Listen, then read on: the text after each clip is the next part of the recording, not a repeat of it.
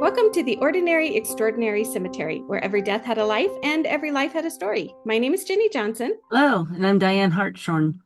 and we have our favorite living historian and a returning guest. She's been on the show a few times now with us today, and we're excited because we're going to do a little bit of a deep dive into some Civil War history, into specifically one particular man we're going hmm to talk about.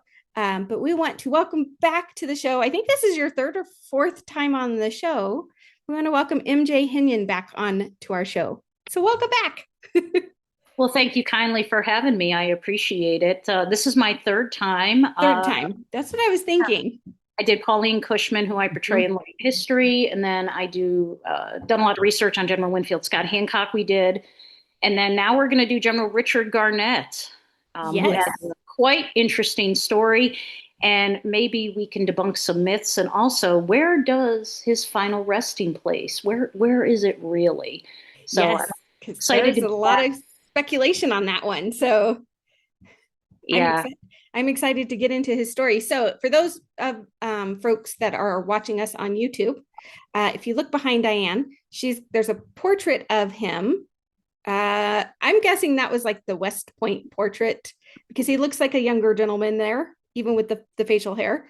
And then there's a memorial stone that we'll talk a little bit more about later. And then the final picture of the man on horseback is actually this general as portrayed by the actor. Uh, oh my gosh, his name just slipped my mind.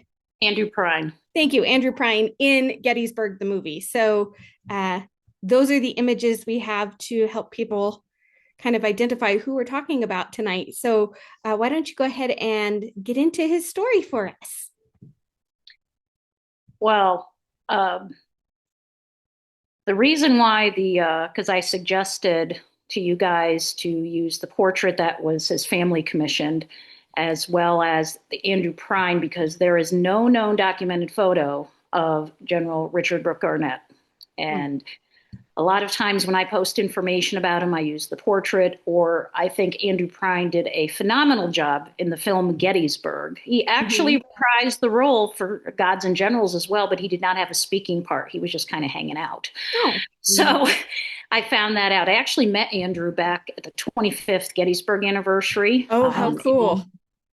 In 2018. He was a very kind gentleman. He was in he was in the old, what was it, the science fiction series V, I would think, if you guys remember that. Mm-hmm. He was in a lot of things, and he was just very kind. He actually wore the hat that he wore for the movie that Oh, night. fun. Fortunately, we lost him a couple of years ago. He passed. I think he was 85 or 86. I think he was the second oldest. Patrick Gorman, who portrayed General Sam Hood in the movie, he's still going. Patrick's a friend of mine. He's in his 90s now. So, Wow. but Still a great movie, though. There were some really good actors in that movie. oh, absolutely. Like, And the fact that, let's see, it's past its 30th anniversary. mm-hmm. It's still going strong. It still gets people interested. Um, I but think that's one of the greatest things that movie might have done is get people interested in actual Civil War history and the stories. Not, I mean, yes, they had to dramatize stuff for the screen and Of stuff, but course. there's still a lot of truth to what that movie told when they made it, and it's just so well done.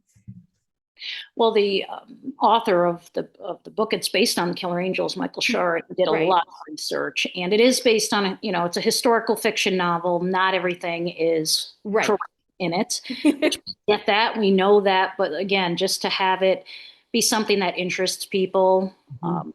and just have them come and want to learn more about these stories, and that's why Mm-hmm. we're going to talk about General Richard Garnett. And he is just, so a lot of people ask me, why are you researching Richard Garnett? And I said, it's almost like I've had this pull for the past few years of almost like this reaching out through time and space. I feel that after researching him and getting to know more about him, I feel that I need to bring his story closure somehow, because there's such so much drama that's related about, what happened to him at Gettysburg, as well as he gets arrested by General Stonewall Jackson in the spring of 1862. And, many people think he was on a suicide ride at the Battle of Gettysburg and Pickett's charge. And that's why, we're going to talk about this just to kind of separate the myth from some truth. I have some firsthand accounts of, I think everybody thought they were with Garnett when he got killed. There's like so many accounts out there. Well, they wanted that infamy. I guess they did. And so that's why we're going to talk about him tonight. So just a little bit about him. He is going to be born November the 21st, 1817 in Essex County, Virginia. And his family of his father is named William and his mother Anna. And they are he comes from a prominent Southern slaveholding family. A lot of people, they will say, well, you need to acknowledge, what his family did. And I gladly do that. It's unfortunately a darker part of our history that his family, was a part of that, unfortunately. Yes. However, through research, I found he wasn't very fond of that aspect of his family. And he never partook of it himself when he got older. So I've never seen any documentation to that. So, and he's actually one of 10 children. Wow. And he's born with a twin brother as well. Oh, wow. I missed that when I was reading about him. I didn't see that one. Yeah, he's born to a twin brother who they grew up, and he was more of kind of very fun, more mild-mannered, calm, liked to play games, not very disciplined, I should say. And I think that I actually think that's a reason why Jackson didn't care for him later on during the Civil War, because Stonewall was quite a disciplinarian, and that's one of the reasons I don't think he cared for him that I have found. But so he is going to attend West Point. That'll help with some discipline. Oh, absolutely. He graduates, I think it was rank around 25 or 26. Oh, that's not bad. Off the top of my head, out of like a class of 58. So he's kind of an average student. He takes an interest in the artillery aspect. And he is going to graduate. He's attending with his cousin, Robert Selden Garnett, who that's where a lot of the mistake of the photograph comes from, because a lot of people who say it's Garnett, as in Richard Garnett, it's really Robert. So, well, they are a Garnett either way. They're just Garnett, a different one. It also doesn't help that both of their first names start with R, Robert and Richard. Now, here is the funny thing. So, Robert was a much better student at West Point, and they're going to graduate in 1841. Unfortunately, Robert is going to get killed very early in the war. He's one of the first Confederate officers that are killed in 1861. But years later, I found these newspaper accounts of drama with the Garnett family still, how many years later, of they were displaying, because the family had portraits done. Mm-hmm. And the one location in display, one of the historical societies, they switched Roberts and Richards. And one of his descendants, who is named Musco, after actually Garnett's uncle. So one of the descendants, Musco's like, no, you guys screwed up. So there was like all these newspaper accounts of all of this just drama of that. So years later, here we are trying to figure out who's who, which I found some things never change over the years. And the thing about Garnett, too, which I learned, is that him and his uncle, Musco, who's actually a twin of his father, William, so twins ran. Twins are in the family. Wow. Yes, they were very big into women's rights. They thought women of the time should be able to have a bank account. And I appreciate this about him. yeah, well, that's what not many people realize about some of these people of history about, that's why I seek to bring the humanity of them. Hmm. Hey, they're all just regular people. And yeah, him and his uncle were very much into allowing women to own property, things that we take for granted now. And Right. many people don't realize back in those times, you were basically, if you got married, you're the man's property. Yep. Mhm. But they were very much for, they thought they should be business owners. They thought that they should be able to have more freedoms than they did. So I found that very interesting about him. And as Especially for someone a gentleman from the The South. South. Hmm. Yeah, because that wasn't not that there weren't women in the South that didn't want those things and stuff, but it wasn't a big movement until later in the yeah, South. So the yeah, fact that he was already on that train of thought is really cool. absolutely, absolutely. And an interesting fact I found out too: his brother-in-law, who is John Brooke, he is married to his sister Lizzie until her death in 1864. Well, he was actually attended the U.S. Naval Academy. He is also with Richard going to join the South when the Civil War breaks out. He is going to be really an asset for the Confederate Navy. He develops the Brooke rifle for them. He helps transform the USS Merrimack into the Oh, CSS wow. Virginia. And he did groundbreaking research and inventions of mapping the ocean floor Oh, wow. with sound. Oh, And cool. I never realized all of this was connected to Garnett. It's the interesting things you find when you really get into the weeds Yes. of things. But I thought that that was really interesting and that was pretty cool because you have your modern day sonar, which goes Yeah. back to this. And yeah, so his brother-in-law actually then after the war teaches at VMI and he lives until 1899. Oh, wow. Well, he was the first incredible Mr. Limpet. That's all. Yes. Yes. So just the interesting things you find and I try to post them on my social media pages and things and have people like, wow, we never knew that. So just the little stories and things like that. I Yeah. think that people want to know the little stories. They just don't want to hear about tactics and, you Right. know, statistics all the time when it's relation to the Civil War. They want more of the stories. So um, No, we get the dates and the places and that stuff in our high school history Right. classes. So now let's move beyond that and talk about everything else. Like you said, bringing the humanity back to these people. yes.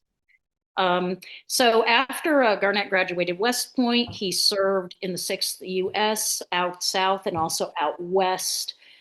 And uh, he did not fight in the Mexican War. He was more on desk duty down in New Orleans, where my persona is from, Cushman, New Orleans.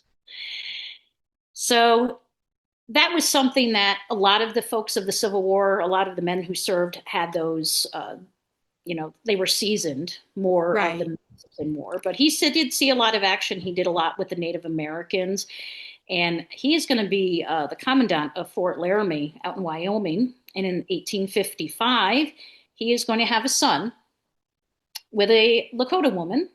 Oh, Her name was Molly Campbell. Her also called Looks at Him. They are going to have a son named William, which they named Billy. So he's known as Billy Garnett. And many people think that the Civil War is so far from us. Billy Mhm. Garnett dies the same year my father's born in 1928. Oh, wow. yeah. Um, Billy Garnett is going to go on years later he's actually, and there's always, and I found in the Garnett family, there's like some scandal. Okay, because a lot in the Garnett family, like they're marrying like the first cousins, like the whole Mhm. family is involved. They're Hmm. marrying first cousins, and then people are getting arrested. People are being thrown in jail for like fraud and all this other stuff. And then even Billy, years later, you might know him from he was the witness to the death of Crazy Horse. Oh, Oh, And wow. there's some accounts I found where they accused him of being a spy, they accused Billy of it. set up Billy, Oh, set up Crazy Horse. That's just some accounts. I didn't really dive too deep into that. right. Um, but Future project. yeah, project. So, and again, so I found it really interesting that he dies the same year my dad's born. So it's not really that far away from us removed as some may think it is.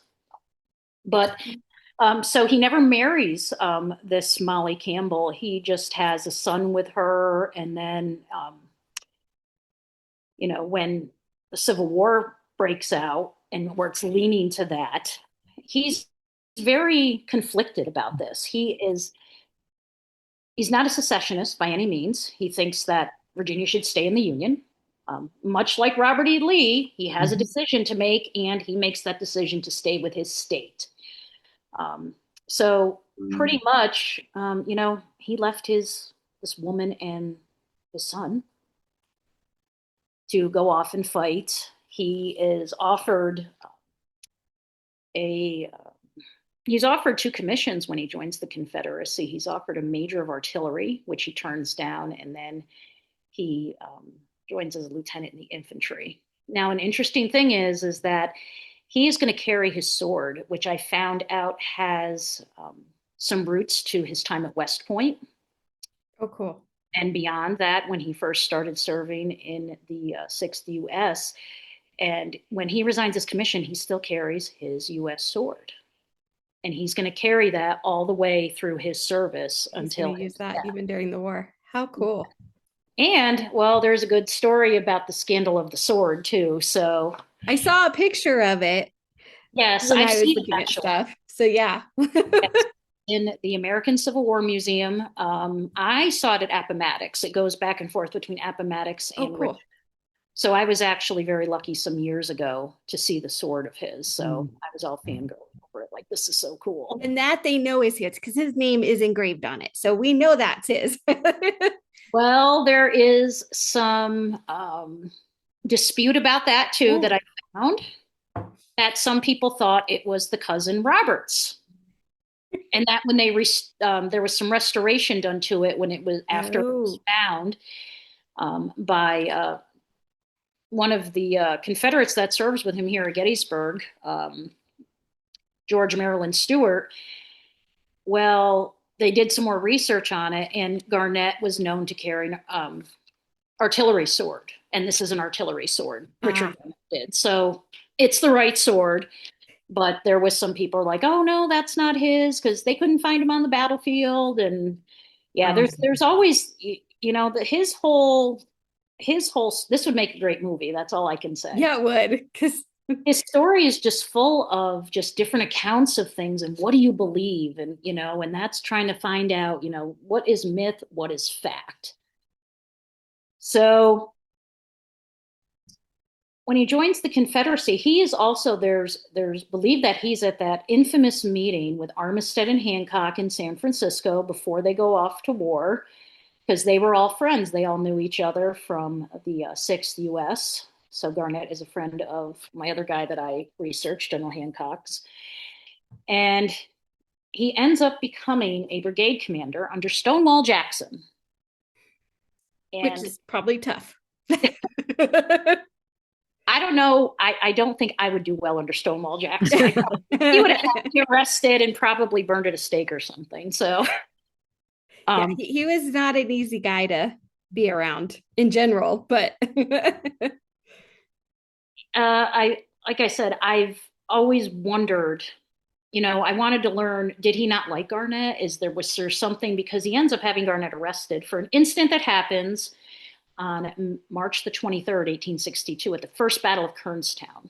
I've been to the Kernstown battlefield. If nobody has been and they can go, please go. It's a great little battlefield. It's all volunteer run. They have given me great resources to Confederate research. Oh, cool. They also put me in contact with a descendant of Garnett's as well. Oh, wow. Oh, I love that. Yeah, he says he's got Garnett's revolver that was passed down through the family, and that he's going to be donating to the museum later this year to put on display. So cool. Yeah, so he has a couple of his items that I'm looking forward to. So, but that's a great battlefield to visit. And so at the first Kernstown, Stonewall Jackson bases his battle plan on some faulty recon information from Colonel Ashby. And pretty much, I'm not going to go into specifics or anything like that. But so pretty much Garnett's leading the brigade, the Stonewall Brigade. It was what the brigade Stonewall used to command. And this is where I found out where Stonewall really wasn't a fan of Garnett for that reason of, he's kind of a gatekeeper of his brigade. And he doesn't think Garnett's running it as he would run it. So there's a little bit of tension there. And then I found out, Stonewall is a very religious man, believed in the family unit. And he was not pleased to find out that Garnett had a son out of wedlock with a Native American woman. Yeah, I bet that didn't go over so well. That did not go over well. So that's why, I can't say for sure, did that lead to him being upset about Garnett's actions at the battle? Pretty much Garnett actually, the Union is overrunning his brigade. He's asking for reinforcements. Stonewall's late in getting them up, and they're running out of ammunition. They're in a very bad situation at Kernstown. He orders his brigade to fall back. Stonewall Jackson is upset because it's against his orders. I never ordered you to retreat. Garnett says, hey, we're living to save this unit to live to fight. Right. If we don't retreat, we're all dying. Stonewall Jackson is not happy with this. He ends up, Kernstown is the only battle that he loses as a commander. Jackson has, he was really good when it was just him, but when he had to coordinate with other commanders and such, I've come to find that he wasn't his best. So he wasn't what we call a team player. This day and age. Pretty much. So, but we each have our own. People have opinions of Stonewall. Some people think he was, very highly thought of and ranked up there with military leaders. Other people don't believe that. I leave that up to individual interpretation, like with any of these people we talk about. So he's going to be upset, and Garnett's trying to say, hey, I also have regimental commanders from my brigade, and they gave all accounts. They did written reports of they would have done the same thing. They would have said, would have retreated to save ourselves. Well, on April 1st, 1862, it is not April Fool's Day joke, which Garnett thought at first. Oh, no. Arrested by Stonewall Jackson, has him arrested, brought up on charges of neglecting his duty. There's like 6 or 7 charges. Some of them are pretty frivolous. And Garnett is upset. I did my duty. I did the best decision at the time. Jackson is, he felt Jackson wasn't taking responsibility for his part in it. And he demanded an immediate trial. He demanded it. He was writing letters to everybody that would listen to him. He wrote to Robert E. Lee as well. And, he said, this is ridiculous. I want to clear my name. And this is early in the war, too, if you think about it. I mean, 1862? 1862. Yeah. So Garnett finally gets his trial, but not until August. Oh, geez. And the trial happens on August 6th and 7th. And only 2 people get to testify. Stonewall Jackson and one of his staff officers, Pendleton. And we have the Second Manassas campaign that breaks out. So Jackson has to leave. The trial is suspended. Oh, geez. Garnett is, I need to clear my name. He feels that he was done very wrong by Jackson. And Robert E. Lee says, I've had enough of this. He's kind of like dad and needs to step in, okay? He's kind of like, I got more important things to deal with right now. More important things to worry about, boys. So he actually is going to move Garnett from Jackson's 2nd Corps over to the 1st Corps to serve under General James Longstreet. And it kind of just pretty much is dismissed, kind of goes away. Yeah. And, Garnett is feeling like, from the things that I have found, that he wanted to clear his name in court, but never got that chance. So, but it's pretty much, you know what, though, I have to come to terms with this. I'm over under Longstreet now. We have a duty to do, and let's go do that. I think if he'd had to stay under Jackson, he probably would have fought that harder, but I often wonder that if the trial would have reconvened. That's a big Yeah, one. I don't know. That that would would be be, interesting to know how that would have played out had he not been transferred I think somewhere else.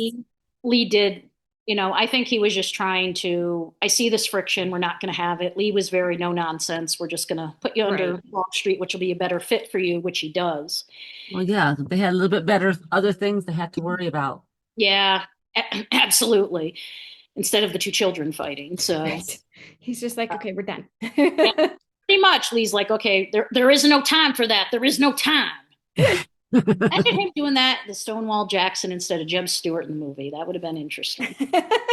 Um, so Garnett's going to go over to the First Corps under Longstreet. He's going to command a brigade, actually, in General George Pickett division. He is going to be at South Mountain, Antietam, and Fredericksburg. It's at Fredericksburg where he likes to play cards and likes to run games of chance, per se.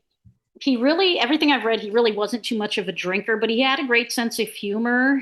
They would also, he liked to sing songs and also read a lot too. So he was definitely intelligent and he just liked sharing stories around the fire. He was very much, his men enjoyed having him as a commander because he was one of them. He didn't really look above himself as I'm up here, you're down here. So that's what his men really loved about him, pretty much from even when he served over under Stonewall Jackson. And that's why, there was almost a mutiny of the Stonewall Brigade when he was brought up on charges. A lot of his men were very upset. They were willing to write accounts and testify. So I think a lot of drama was avoided with Lee's decision of moving him over to Longstreet command. So he's not at Chancellorsville because Lee had his folks over there. They were more of foraging Mm-hmm. in the country there. So it's at Chancellorsville where Stonewall Jackson is shot by his own men doing a night recon. And I have to wonder, that's just one of those things like, I'm not quite sure that if I would have done that, I wouldn't be executing a night recon, but I'm not in that situation. Right. So unfortunately, Jackson is going to get shot by his own men. I think it was the 18th North Carolina that did it. And it's not his wounds that end up killing him. He had his arm amputated and he ends up dying of pneumonia. Mm-hmm. Gets into his lungs, and yeah, that's the end of it. and this is what I found interesting, and it's that I'm gonna share this account because Garnett was just as grief stricken as many in the army, Mm-hmm. and I'm just going to share some accounts of that. Sure.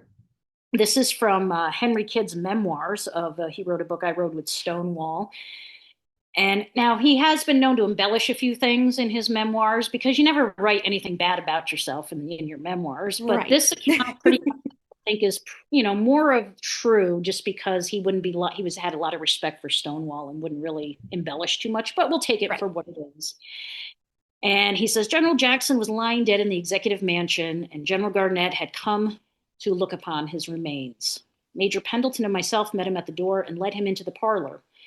His manly form trembled with emotion and sorrow. And then in a little while, taking Pendleton and myself by the arms, he led us to the window. And Garnett also wrote about this. So this is Garnett speaking now. You know of the unfortunate breach between General Jackson and myself. I could never forget it, nor cease to regret it. But I wish here to assure you that no one can lamentate his death more sincerely than I do. I believe he did me great injustice, but I also believe he acted from the purest motive. He is now dead, and who can fill his place? So he respected him, even if he didn't really like him. And this is going to, I hope, debunk myths of he was on a suicide ride to avenge his thing with Stonewall Jackson, because he came to terms with it, of what happened. And he served as one of the pallbearers at Jackson's funeral. Oh, so yeah, he may not have liked him, but he respected him. So he respected him. And I think, I mean, we can only speculate, but if he was that upset by the whole situation, that he would not have served as a Right. pallbearer for Right. Jackson. I mean, and I don't think he would have, I mean, there were a couple accounts of him being visibly upset when he learns of Jackson's death. And he could have, I mean, had he really had no respect or really disliked him, there was a chance he probably wouldn't have even visited Exactly. Gone to see him and beforehand. gone to see the body and everything before all of that. So I think you're right. I think we've embellished some of that story just to make it sound more exciting. Although why you need to make Pickett's charge any more exciting than it already was is beyond me, but I don't know. There there's was already enough happening in that battle. yes. So to get up to Gettysburg and Pickett's charge, so the battle breaks out, and Garnett is not feeling well when he arrives at Gettysburg. He is going to be kicked by one of the horses that were with Pickett's command on June 4th, 1863.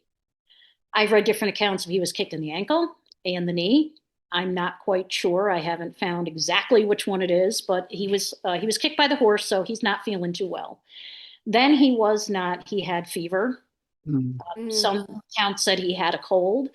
Some people said he was very fatigued. Could it have been some dehydration, some other things going on? You know, we can only speculate. Right. So he is asked to lead his brigade at the battle. And he's not at his best. Not at his best, but he is an officer of his duty, leading his men as the type of leader that he was. He would not send anyone into a situation that he would not go himself, from everything I've researched. And, him and Armistead have an exchange, and he pretty much says, when they're told what they need to do, he said, pretty much this is not going to be good. They both agree this is not a good situation. And so he is sick. And at first, Lee he wanted everybody to walk, not on horseback. Garnett rides on horseback. He gets special permission to do so because of his leg injury. Now, again, here's the myth. I've had people say, well, it was a suicide ride to death because he was the only one riding. No, actually, I've read at least 8 other officers rode. So it wasn't just him. I've also seen some accounts to 14 people on horse. So it wasn't just him. There were other leaders, Confederate officers on horses. So it wasn't just him riding, on a suicide mission for the stone wall. And there's an account from E.P. Alexander that I want to share. He commanded the artillery at Gettysburg and a friend of his. And this is about how the guts of Richard Garnett at the battle. I think it was not earlier than 1:50 nor later than 2, when with great relief and delight, I saw Pickett's line approaching a good fast gait. Ahead of his men rode good and lovable General Dick Garnett. I had crossed the plains with him and General Armistead also in 1858, and I've grown very fond of them both. Now that Pickett had actually started, my work was to begin again, so I left General Longstreet as he returned Garnett's salute. And after riding a few yards with the latter, I wished him good luck. I turned to ride down my line of guns. Garnett had not been very well, and it was he who got out of an ambulance that morning to lead his brigade for the last time. There are other accounts, too, of Garnett being ill. And it's interesting because several accounts say that he was wearing a brand new gray general's uniform, coat, that he got in Richmond in June. However, there's one account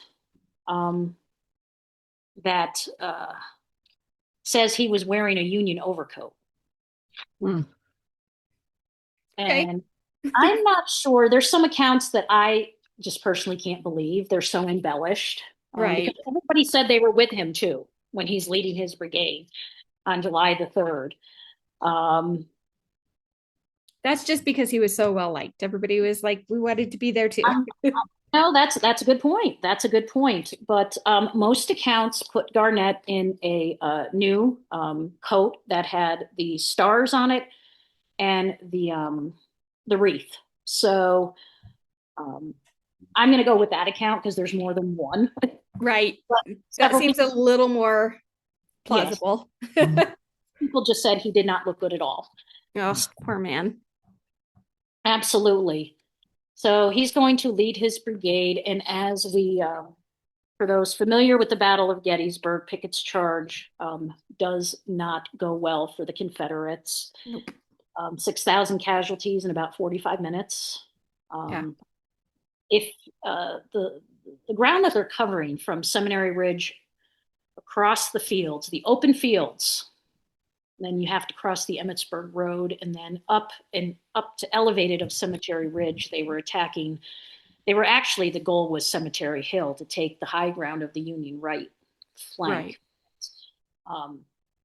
When you actually walk it, it is not flat. Some people think it's flat. It's not. And there are little dips and there's swales and things. So a lot of the Union couldn't see these guys coming at times. But when I walked it, there was a time where I couldn't see Cemetery Ridge, the trees in Cemetery Ridge. So I'm thinking to myself, I can't see the full force of what we're facing. Right. So I'm just going to share some accounts of people with him because I wanted to find, where did he go down? Where did he fall?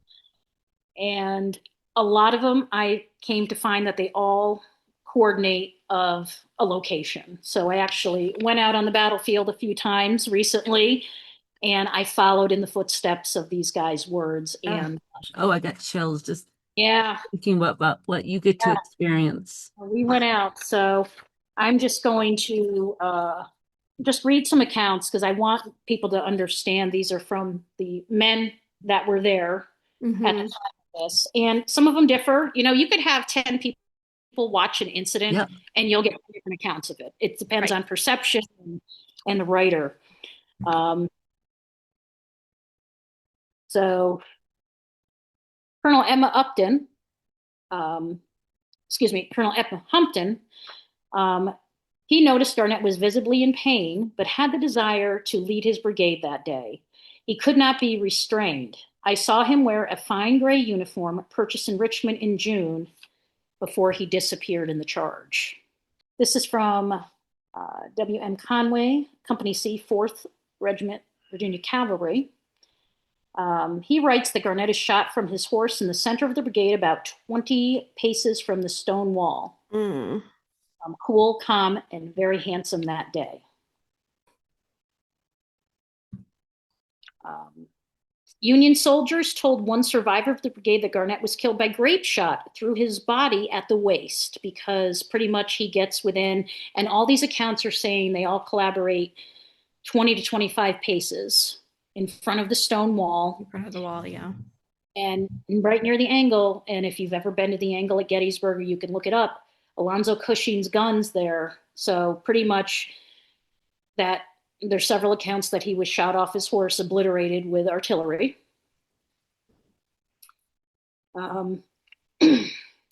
Captain John S. Jones, he tells after the battle that he was his aide. He was with him at the time, and Garnett is killed instantly by a musket ball through the head. So there's a different account.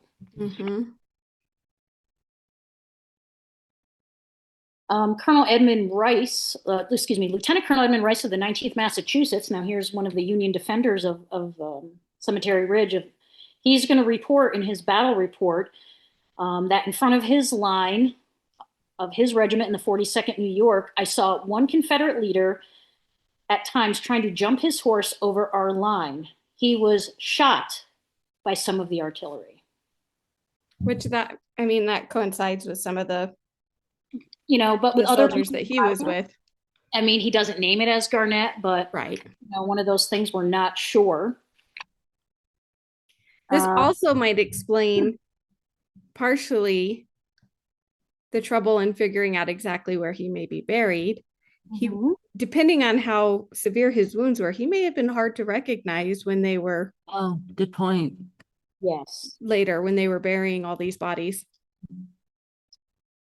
Now, Colonel Burkett Fry, so because he was leading men on Garnett's left as you're walking the charge there, I heard Garnett give a command to his men, which amid the rattle of musketry, I could not distinguish. So Fry just really kind of looked at him, and he says Garnett responded to him, "I am dressing on you."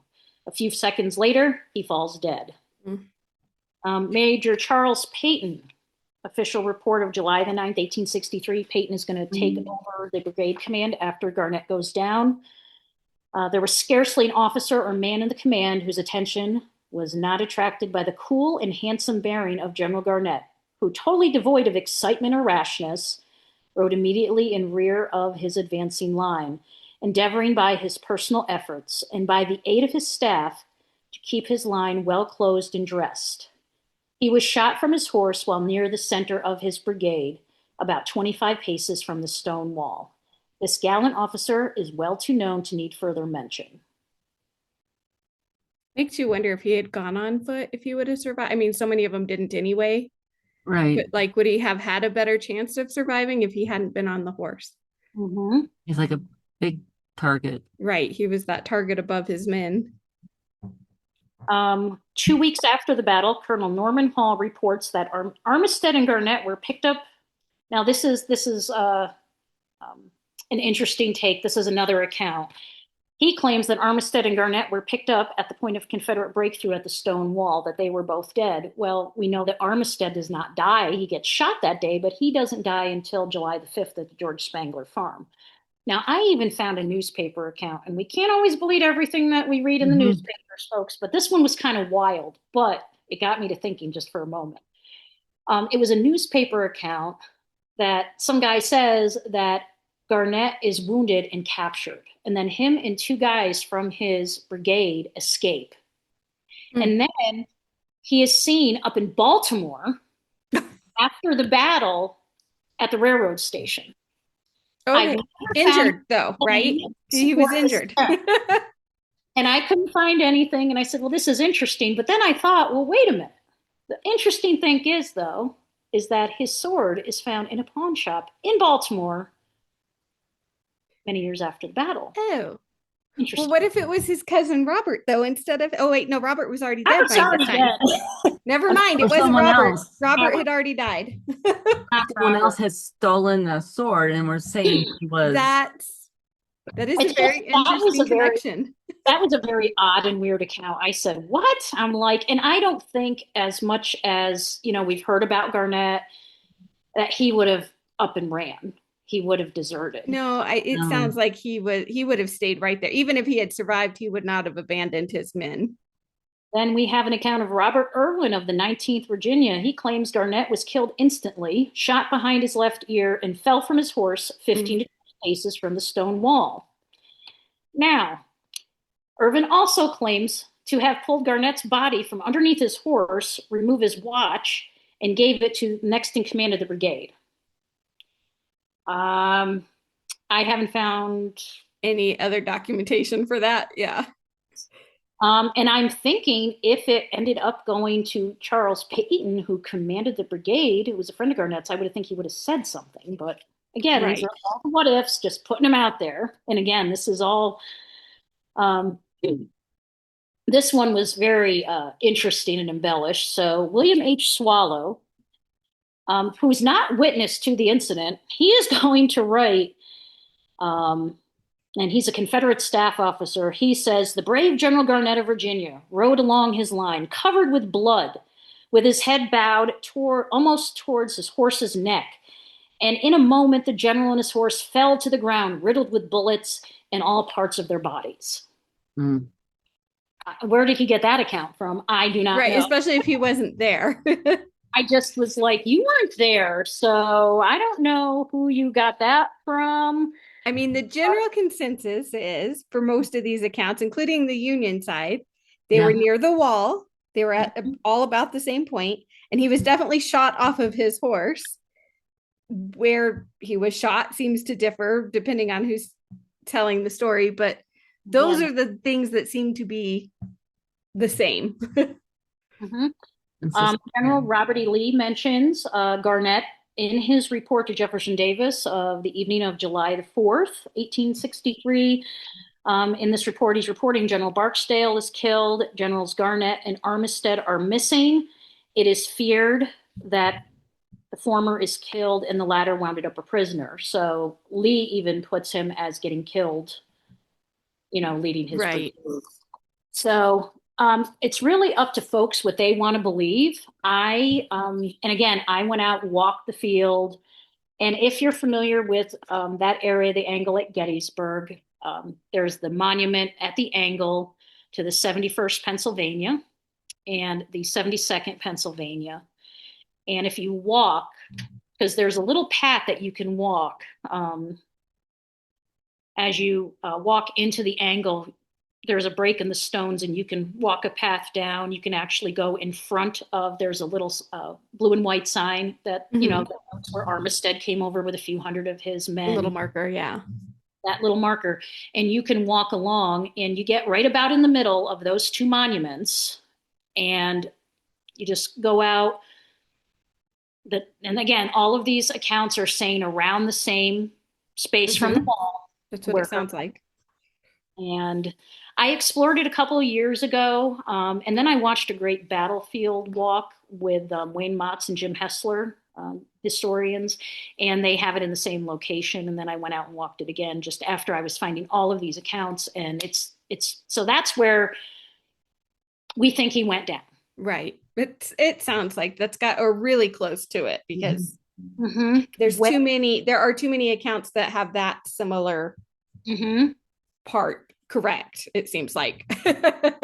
Now, what happened to his body is a mystery. Yeah.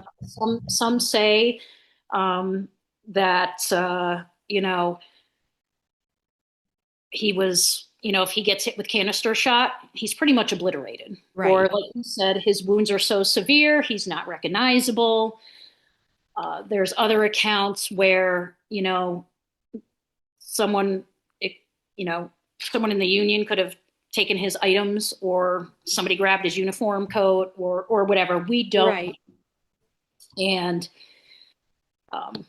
you have to think, even in the aftermath, when they were cleaning up and they were removing the dead and burying the dead, these men doing all that work, and even the women that helped, were exhausted. Gettysburg was a big battle.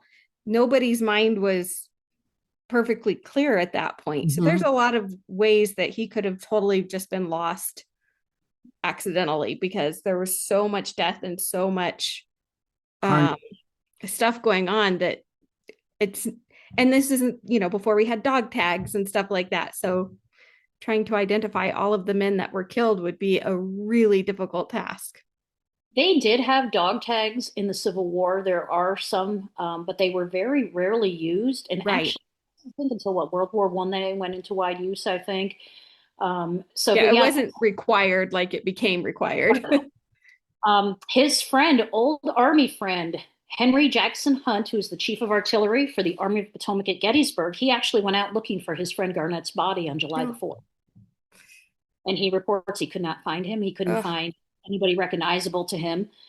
And you also have to think it rained in Gettysburg pretty badly on the 4th. So most accounts, again, some say he was obliterated. Some say, he went down and that his items were taken from him and they don't know, or so we can't say definitively, and, just leave it up to individual interpretation. Right. And there was an account of Major Walter Harrison of Pickett's staff. Garnett is doubtless buried in the trenches near the spot where he fell with his men. So again, we don't know. And that is going to lead us, though, because was he reinterred when in 1872, the Hollywood Memorial Association came and they had the funds to start removing the Confederate dead from the battlefield. And that's the Hollywood Memorial Cemetery in Virginia. For our listeners who may not know, not Hollywood, California. We're talking about the Hollywood Cemetery. Hollywood Cemetery in Virginia. I haven't been to Yes. that. I went to Richmond, but I didn't get there. So I'd like to go to that. I've seen pictures. I've never been there, but it's gorgeous to look at. Yes, it does look like, some cemeteries just have such wonderful, like, artwork. Hmm. Mhm.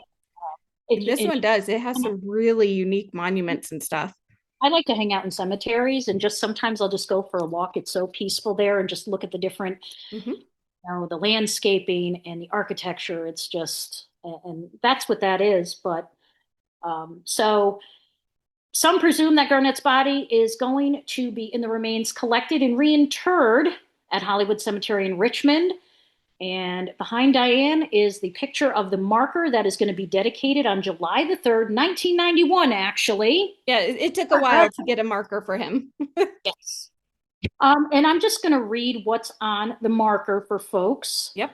Among the Confederate soldiers' graves in this area is the probable resting place of Brigadier General Richard B. Garnett, CSA, who was killed in action July the 3rd, 1863, as he led his brigade in the charge of Pickett's division on the final day of the Battle of Gettysburg. First buried on the battlefield, General Garnett's remains were likely removed to this area in 1872, along with other Confederate dead brought from Gettysburg by the Hollywood Memorial Association. I always leave it up to folks.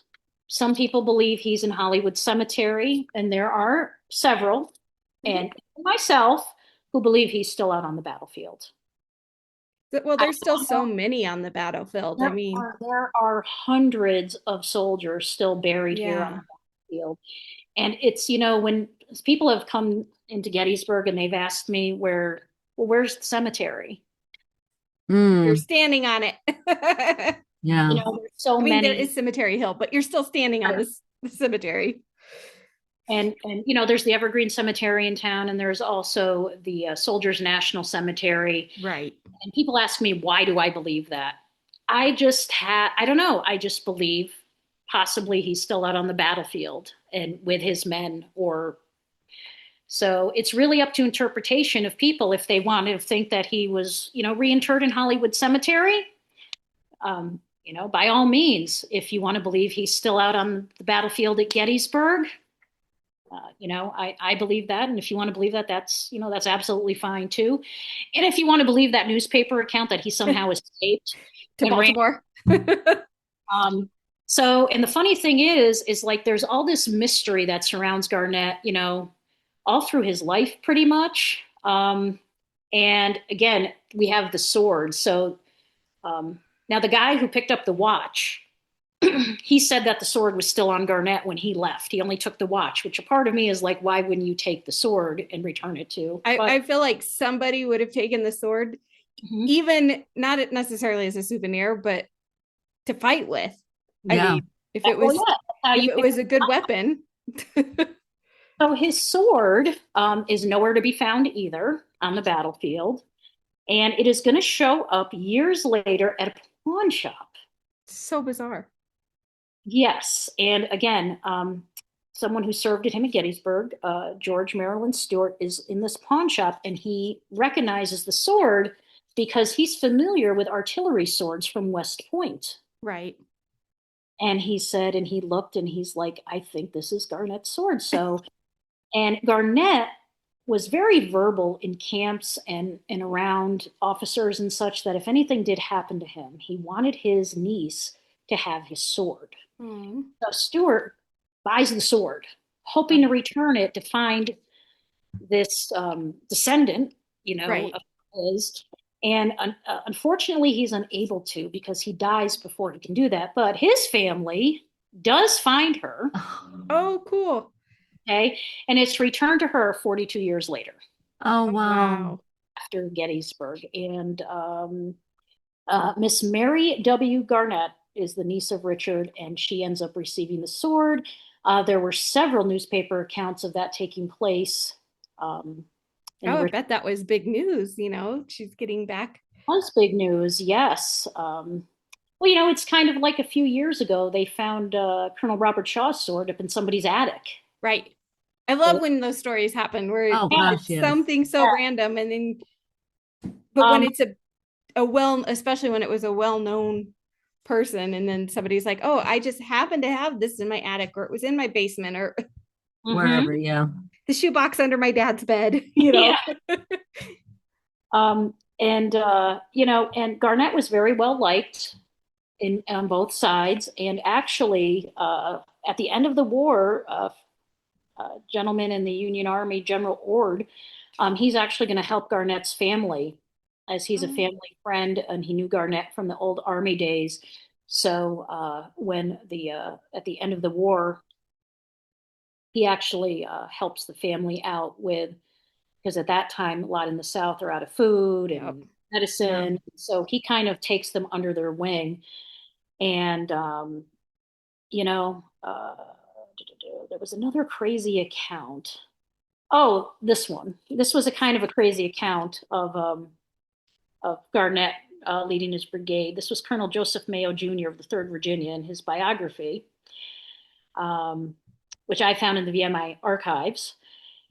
He says he shook Garnett's hand a few feet from the stone wall as Garnett was leading his men, congratulating him for leading his men so bravely across the field. He puts that Garnett goes down 20 to 25 paces from the stone wall, taking from Cushing's guns when he goes down. So that one, you have to just take these the congratulating part. Many people report, and I got the old Pauline Cushman, Major Cushman had out, that when Garnett's making that final push for the wall, he wore a black felt hat with a silver cord, and he's waving it around, you know. Actually, part of that is depicted in the movie Gettysburg. And I haven't watched that movie in so long. There is the scene in Gettysburg where Robert E. Lee's looking through his field glasses, and one of the artillery guys from Cushing's artillery unit, he pulls the lanyard, and then all you see coming back is Garnett's horse Red Eye running back, which that's a mystery too. Some people say the horse went down with Garnett.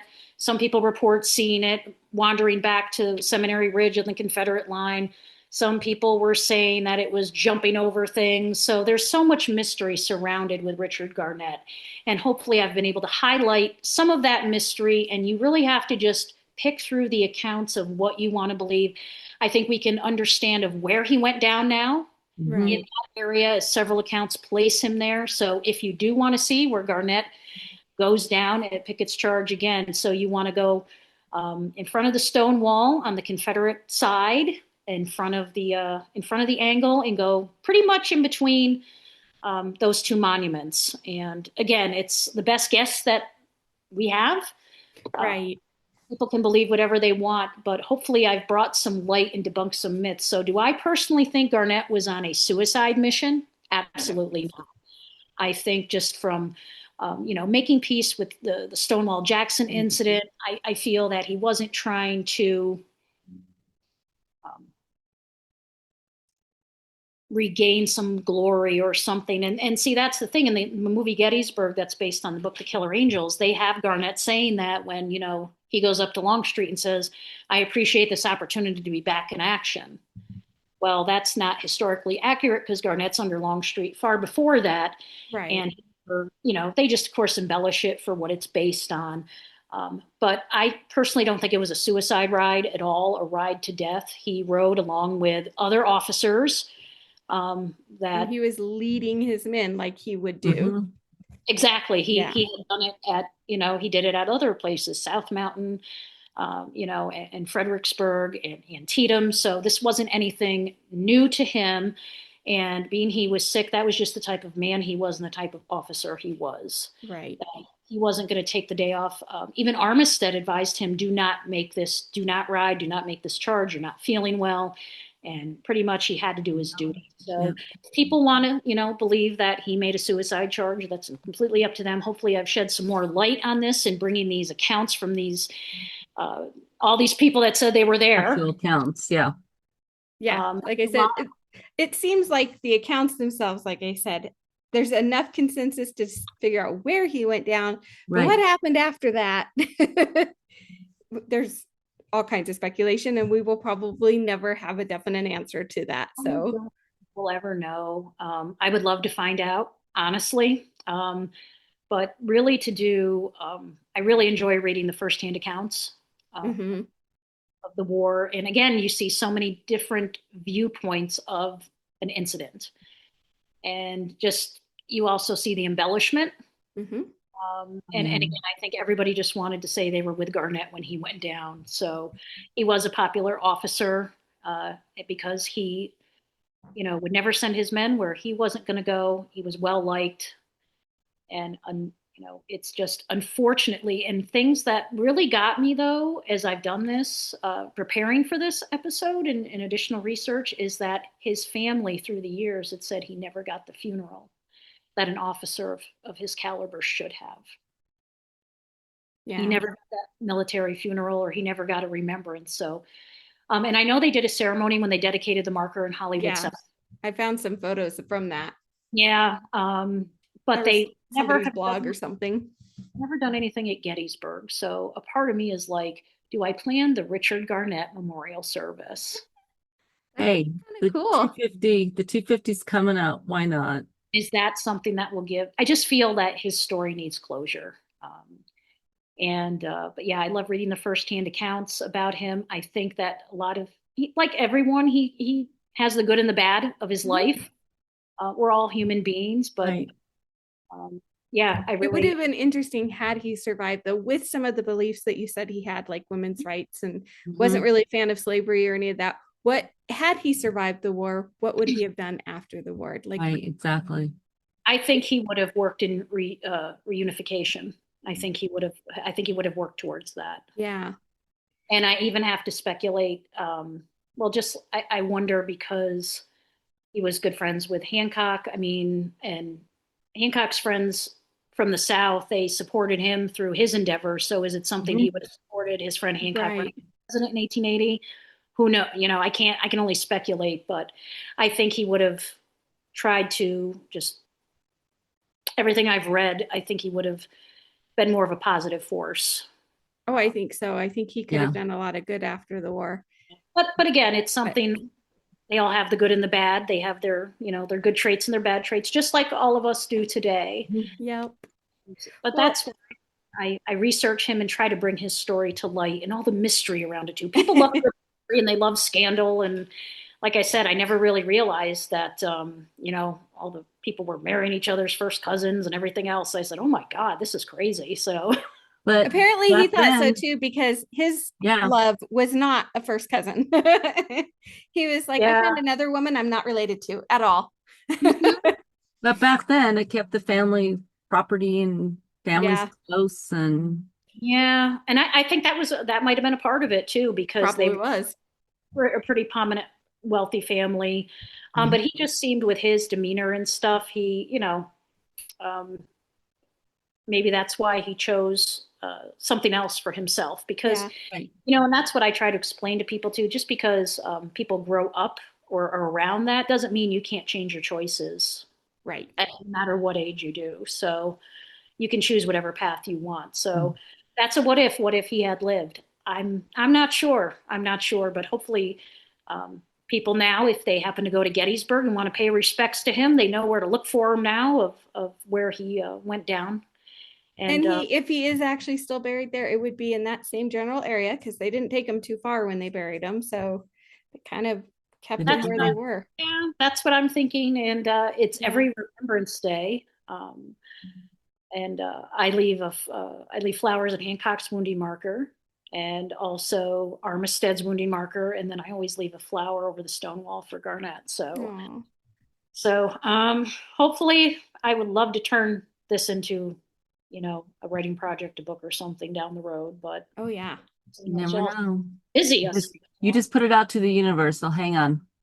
Yeah, we'll see. But hopefully, and hopefully people learned a little bit more about him Yeah. and who he was from this episode. I appreciate the opportunity to come on and talk about him. Oh, As anytime. Always. it's almost like many people just know him from the Gettysburg movie, Right. and but yeah, and they can believe whatever they want. So there's tons of accounts, and like I said, you just have to really, kind of with anything you read or research on, sometimes you just have to take what you feel is the truth or what you Mhm. resonate with, and then leave the rest. So, Well, and like you said, he was so well liked that even some yeah. of those accounts who may not have been quite so close to him at the end Mm-hmm. wanted to be that close to Yeah. him because he was Mm-hmm. a man of his men. So I Yeah. get it. Yeah. There's just some things that some of the accounts I'm just kind of like, yeah, no, I don't really believe that. Yeah, the whole congratulating you on leading your men while you're in the middle of the battle feels a little Mm-hmm. not very realistic. I'm just, you've got bullets flying over your head and horses rearing up, and I don't think somebody's going to stop and shake your hand in the middle of the battle. Just, I don't think that happened. But that's okay. We'll let him say that. Yeah. And so yeah, just I'm going to keep researching, and well, you never know. Well, you never know what you can find. But Well, if you find new information, please let us know so that we can have you back to share. Yeah, most Or if you definitely. manage to put together a memorial type thing for him at Gettysburg, that would be so phenomenal. We would love to be part of that if that happens. I would love to do it. Just I feel that that would perhaps give his story the closure it needs. And again, he may be in Hollywood Cemetery, but he has that history of making this charge. No matter how you feel, looking at it from either side, it was kind of courageous to be sick, climbing out of an ambulance Right. Getting on a horse and saying, let's go, on a man. horse, your horse red eye, and then going across, making this charge. He says to Armistead, this is a desperate thing to do. So he knew. I think he knew that it was going to be a fight, but he never Mm-hmm. turned down a fight. Um, Mhm. and I think he made peace with Stonewall Jackson as well. It sounds like it. I really don't. He uh, he seems like the type of man who wouldn't want to take a grudge to his grave type thing. So even though he wanted his name cleared, and Mhm. maybe because of the way Lee dealt with it, he figured my name's clear enough at this point. Like he wasn't going to Yeah. be sullied walking away because Lee said, you know what, we're done. This is over. You two, he realized they just weren't going to get along, and that was fine. And he solved the problem. And with the more important issues that were coming up through the war, it would have been something that got left behind, even had both men survived, I think. So, Well, he wrote to Lee after it happened, after he got arrested, and Lee was said, "I have other things going on right now. I don't have time to bring up a trial for you right now." And even Lee wrote in his letter to him in his response, he said, "You know what? I don't believe you did anything wrong."